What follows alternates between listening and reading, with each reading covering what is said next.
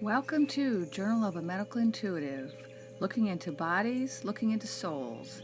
I am your host, Dr. Jennifer Lisa Vest, speaking to you from Long Beach, California. Each week we will explore different topics related to the physical, emotional, and spiritual components of illness. In this first episode, we will cover the brass tacks. What is medical intuition anyway? Most people have no idea what it is. When people ask me what I do for a living, and I tell them I'm a medical intuitive, they get a funny kind of glazed over look on their face. I mean, first of all, isn't medical intuition an oxymoron?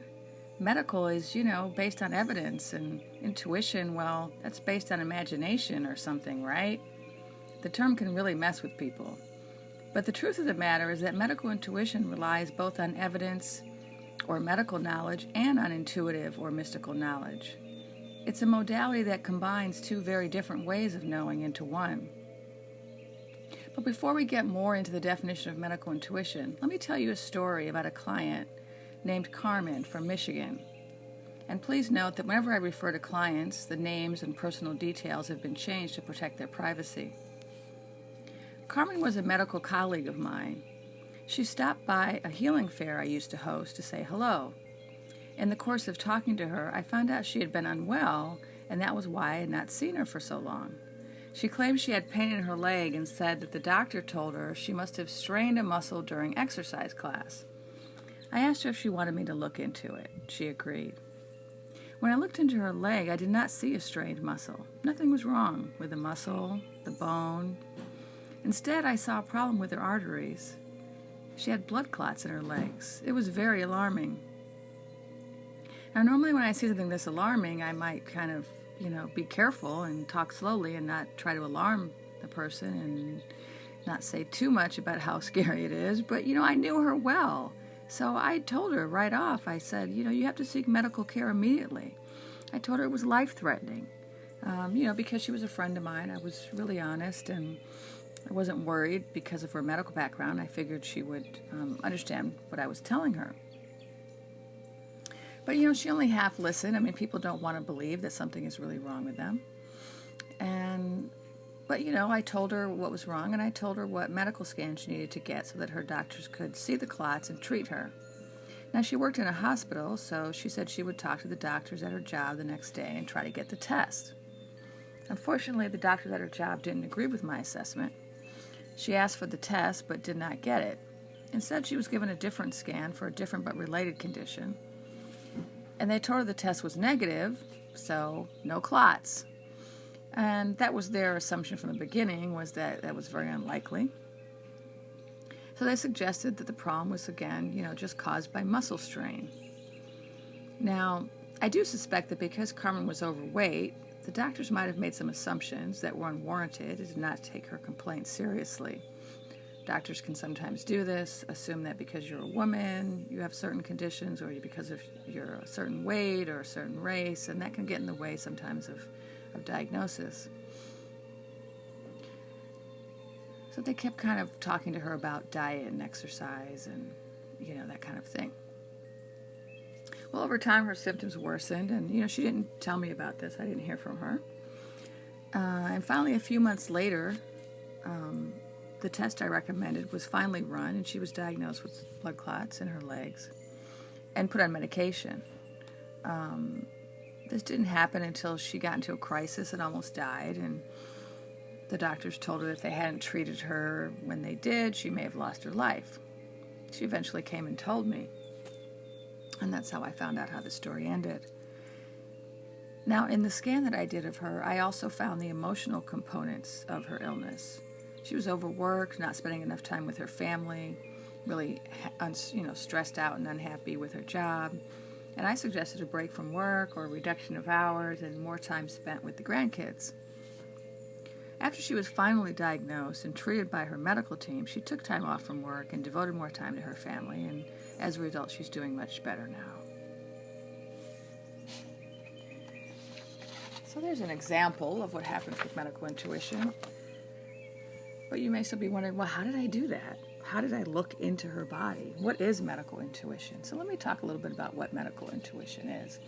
Medical intuition is intuition plus anatomy and knowledge of different healing modalities. It uses psychic gifts, but it's distinguished from regular psychic work. Medical intuition combines intuitive insight with medical and anatomical information in order to provide a client with answers about the nature and cause of their illness or disease. By combining intuitive and rational ways of obtaining and accessing knowledge, a medical intuitive is able to provide actionable information for a client who is suffering. Now, medical intuitives don't work exactly the same way as regular psychics, although medical intuitives are psychics. Their work is distinguished from regular psychic work in the following ways. 1, they give precise answers to specific questions about the physical body. 2, they provide medical information, not just energy information or emotional information, etc. And 3, the information they give is designed to be verifiable. Now, let's look also at what the International Association of Medical Intuitives says about what medical intuition is. Now, I belong to this association, and I do recommend it. So the International Association of Medical Intuitives says that medical intuition refers to the ability to provide in-depth insights into your current state of health and wellness. A medical intuition evaluation pinpoints specific illnesses, imbalances, and preclinical conditions in the human body. A session can appraise your current state of health and well-being by identifying the strengths and weaknesses of your body. In fact, a medical intuition evaluation can often expose health issues that even the most sophisticated medical diagnostic tests do not. A medical intuition evaluation can reveal not only your current state of health, but can also validate unresolved thoughts and emotions that may be impacting you and your current state of health. This information can be gathered remotely, regardless of the physical proximity of the client to the practitioner. Now, that depends on the medical intuitive. Some people work in person, some people work remotely, and probably most medical intuitives can work either way. I work both ways. Now, during an evaluation, you won't have all the poking and prodding that you'll have in a traditional physical exam, but you can still get some of the same information regarding the function of the organs and glands, as well as many different body systems. Now, a medical intuition scan can also offer exclusive information regarding the function of the energetic body, thus revealing mental, emotional, and spiritual issues that may surround the health concern. They can also reveal issues that have gone undetected under standardized tests, medical tests, and they can also offer you a second opinion of your current health concerns. Now, what I like about the International Association of Medical Intuitives' definition of medical intuition is that they make a point of saying that the information you get from a medical intuitive should leave you with a feeling of hope, a sense of empowerment, or a direction to follow. And that's really important because it's not always the case that when we go to a health professional of some kind that we walk away feeling hopeful or feeling a sense of direction. Sometimes we just get a diagnosis, or we get a prognosis, or we get a test result, or we get told, oh, this is your life now, you have this chronic condition. And that can feel disempowering to people. So, medical intuition adds an element of hope, but it also, gives people information about, what do I do? What do I do? So what is it good for? It's good for providing hope. It's also good for providing the answer why. When we go to find out what's wrong with us, if we're sick and we go to a medical professional, oftentimes we get a how. We get told, well, this is how you got sick. This happened and that caused this. But we don't always get the answer to the question, why? Well, why did I get sick? Why did I get sick now? Why did I get sick and my sister didn't get sick and we have the same genes? Why did I get sick and my neighbor who follows the same diet I do didn't get sick? The why is something that you can get an answer from medical intuition. It provides an alternative modality for people who are getting help from mainstream medicine and also those who aren't. So some people are going to allopaths, but they also want to get additional information from a medical intuitive as an adjunct therapy. And other people are going to more traditional, holistic types of practitioners like Chinese medicine or naturopathy or herbalism, and they too benefit from having medical intuition as an adjunct therapy. Okay, so what kind of questions can medical intuition answer? Let's see. Number one, what is wrong with the body? What are the problems in the body? This may or may not come in the form of a diagnosis. Medical intuitives often don't actually diagnose because legally they cannot diagnose unless they have a physician's license. And so you may not get a diagnosis, but you may get a description of what's wrong with the body. And then number two, how? What's the actual root cause of the symptom or illness for this given diagnosis or problem? So sometimes people come to me and they have a problem in one part of their body, but that's not where the problem started. And so, for example, I've had some cases where someone comes to me and they have a problem in, say, an organ in their abdomen, but when I scan that, what I find is that the original cause of that problem with that organ actually started with an impact to their abdomen that over time produced a problem with that organ. And so if we trace it back to the original cause, then we can get some more answers about the why. So the emotional components of that incident with the impact will help to explain why the organ is now suffering. So what's the actual root cause? And this can be really important when you have systemic conditions where you come and you say, oh, I'm dizzy. Well, what's causing that dizziness?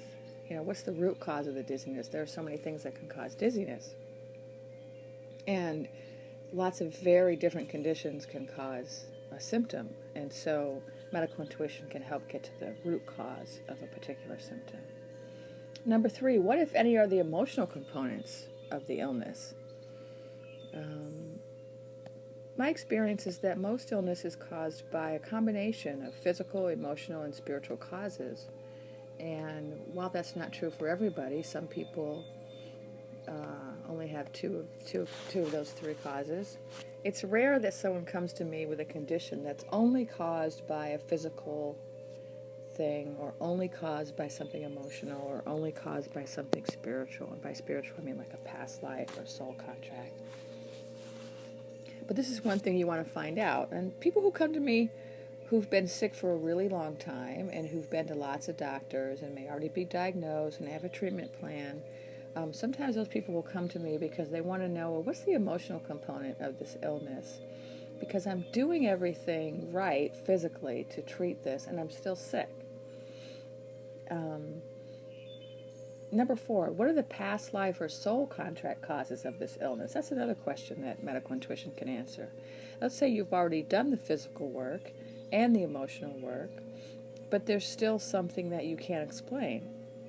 There might be a past life or a soul contract that's a contributing factor. 5, another question you can ask a medical intuitive, which treatments would be most useful or helpful for a particular patient? Are these treatments working? Should I alter these treatments? Could I add some treatments? What else could I do to get better? Number 6, are there any lifestyle changes that must be made to get well? Sometimes the treatment plan isn't just about medicine or herbs or diet. Sometimes it's about changing a job or changing a relationship or changing a home or some other, or changing one's routine, changing one's, all kinds of lifestyle issues, diet, exercise routines, meditation. Number 7, how long has the problem been growing in the body? Sometimes people need to know that. Sometimes people need to know how long something has been going on. And then 8, why did the person get sick? Is there a lesson to be learned or a lesson to be taught? Now, I have found that most illnesses are showing up to provide a lesson. And they're either providing a lesson to the person who actually is sick, or in some cases they're providing a lesson to the caretaker or the people around the person who is sick.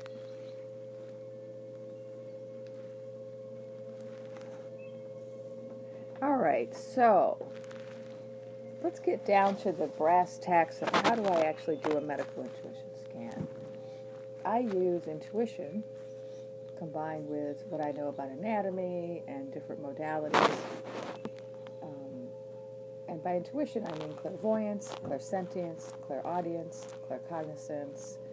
I use telepathy with organs. That means I talk to the organs. I can use psychometry with medicines or vitamins where I hold them in my hand. And I can also get vibrational information from the client when they're speaking, and also from their bodies. Now, I do what I call a scan, where I scan down the body the way an MRI scans. And as I scan, I get different hits. And after I get a hit, then I zoom in on the hit.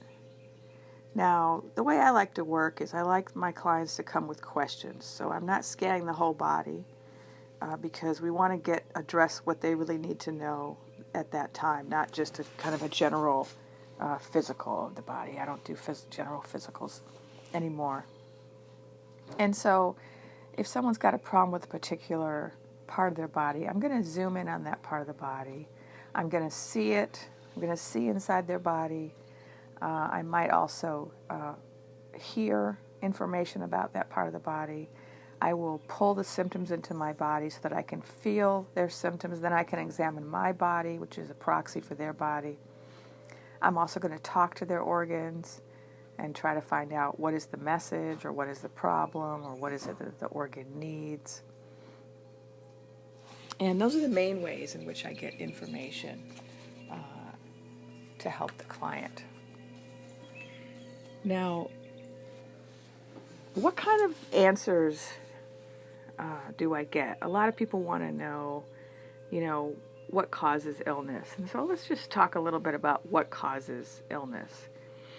I think the problem that a lot of people have when they're trying to find out what's wrong with them and to get better is that they go to practitioners who have been trained to identify illness in terms of sets of symptoms and test results.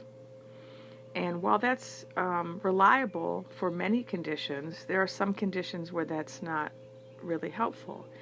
And so the people that come to a medical intuitive, my experience has been, the people that come to me, a lot of them are coming as a last-ditch effort. So they've already made the rounds to all the other types of healthcare practitioners. They've been to the allopaths, the general practitioners, the specialists. They've been to the naturopaths. They've been to the therapists, etc. And so when they come to me, they're coming because they have questions that have not been answered. Why is that? Why have their questions not been answered? Well, this is what I have found. The problem is that we are really unique. We are such unique beings that it's not actually possible to treat two different patients the same way. And it's not actually possible to diagnose two different people with the same symptoms, with the same condition, just based on their symptoms, or even on their test results, depending on what tests are run. I see people all the time with the same symptoms and very different causes, and also different treatment plans which are given to me intuitively. And so one person, let's take cancer for example. With cancer is the kind of condition that takes many, many years to grow in the body and is life-threatening and is certainly terribly life-altering and debilitating, even for those who it does not kill. And it's traumatic. And so the question always arises, why? Why did I get cancer? Why did my neighbor get cancer? I have a healthy lifestyle, or I exercise, or I eat right. Why did I get cancer? And different people get cancer for very different reasons. And when people with cancer come to me and I'm making recommendations about treatment, of course, in conjunction with their physicians, I never, ever advise clients to disregard what their doctors say or to go against what their doctors say. I would never do that. My information is just an adjunct. It's information that helps them advocate for themselves. So when you go to a medical intuitive, they give you information that you can use to advocate for your own healing.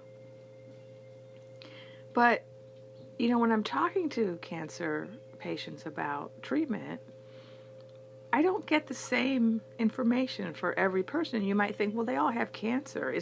Aren't there certain things that everybody with cancer should do? And so some obvious examples are diet. There are a lot of studies that have shown that a vegan diet is very helpful for cancer patients because studies have been shown, you can see this in the China study and books like that, have shown that cancer feeds off certain components that are found in meat and dairy. And so if you can get a cancer patient to eliminate meat and dairy and eggs from their diet, they're probably going to do better in terms of fighting the cancer. Now, although that's scientifically demonstrated to be the case, and I really value what is scientifically validated, so I like to read scientific studies. I like to know what evidence is out there to support different treatments. And so there's a lot of evidence for that particular lifestyle change or dietary change. But there are some cancer patients who come to me and I cannot tell them to go on a vegan diet. Because, for example, I had this one client who, she was trying all these restrictive diets to address her cancer, and she had built up a lot of resentment. And she also had a lot of resentment just towards the cancer that, why me? Why did I get sick? This isn't fair. Why am I going through this? And so that those emotional feelings were adding to her stress and making her sicker. And being forced to go on a restrictive vegan diet would have made her feel even more resentful and more oppressed.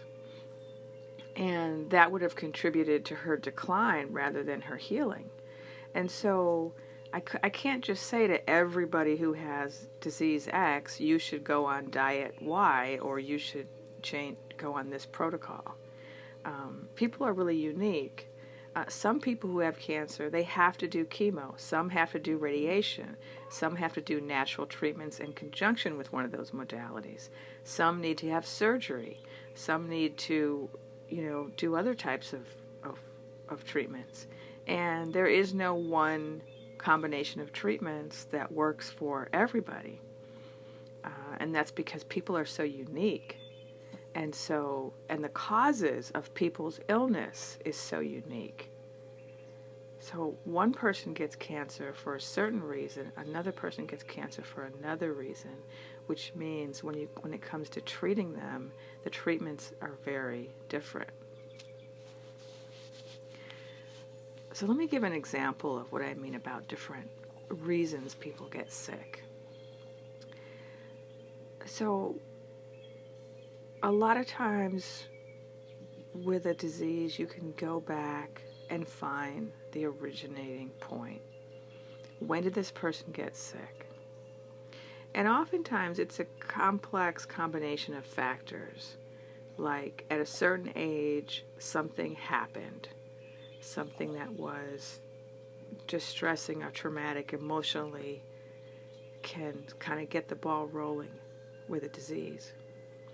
And that combined with some type of physical injury or disease. For example, someone came to me once, they had gotten, I see this a lot, something like this, strep throat as a child, or meningitis, or pneumonia, or one of these more serious childhood diseases. And they got it at a certain age, and at the time that they got it, there was something traumatic going on in their life at the same time that they got sick, or as a result of them getting sick, or in terms of how people reacted to them getting sick.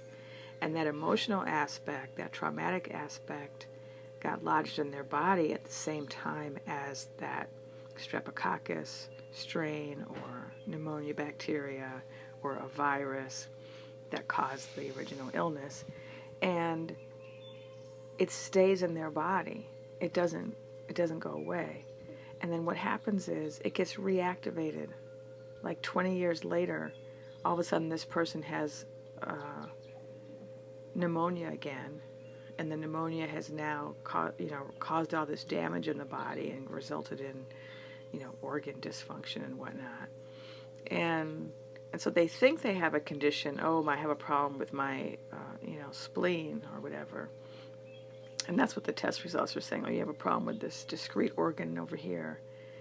But when I actually look in and see what caused this problem, it goes all the way back to this condition when they were 10 years old, and then the emotional components of that, and the physical components of that, and how it got lodged in the body, and then it got reactivated. Again, probably because of an emotional trauma that reactivated it, combined with a physical problem or some weakening of the immune system.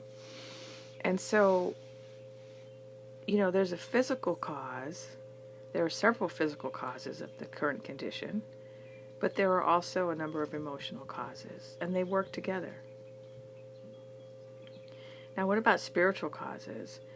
Some people come with spiritual causes, and by spiritual causes I mean past lives or soul contracts that have influenced their manifesting a particular condition in this life. So, for example, I had one woman come to me who had a problem with orthostatic hypotension. That's where your blood pressure gets too low when you stand up. And she was very, very tall and thin. And this condition is found in tall, thin people. And she came from a family where they all had this problem. They all had low blood pressure. They all had this orthostatic hypotension. And it turned out there was a past life cause for this, that she had come from a past life of being a very high-strung, stressed-out person, and she had come from a soul group of people who came from this kind of background, and they had decided to incarnate into a family which had a genetic predisposition to have low blood pressure. And so in her family, it was actually a genetic heart condition, which she verified at the end of the session that indeed they all had this genetic condition, and that this, the only symptom she was suffering from was this low blood pressure. And that was true for most of them, unless they didn't have a good lifestyle, then they would develop a worse condition. And so this was kind of a check on her lifestyle. By her soul incarnating into a body of this nature, it was guaranteeing that she would live a certain lifestyle. She was a very calm person. She said her whole family was very calm. They were all just very calm people, and it could be seen that it was attributable in part to this low blood pressure. And so her soul had chosen to incarnate into a body like this. And so this is an example of a spiritual cause of an illness. Well, I think that's enough for today. So we will be back here next week to cover more interesting topics related to medical intuition. We'll be talking about all the different things that can cause a condition. How do we find treatments? What are some of the interesting stories of clients who have really interesting combinations of causes? How do spirits come in? What about people with relatives hanging around? Could that be, in fact, impacting your health? All that and more. So we'll see you again next week. I'm signing off. This is Dr. Jennifer Lisa Vest, Medical Intuitive, with Journal of a Medical Intuitive.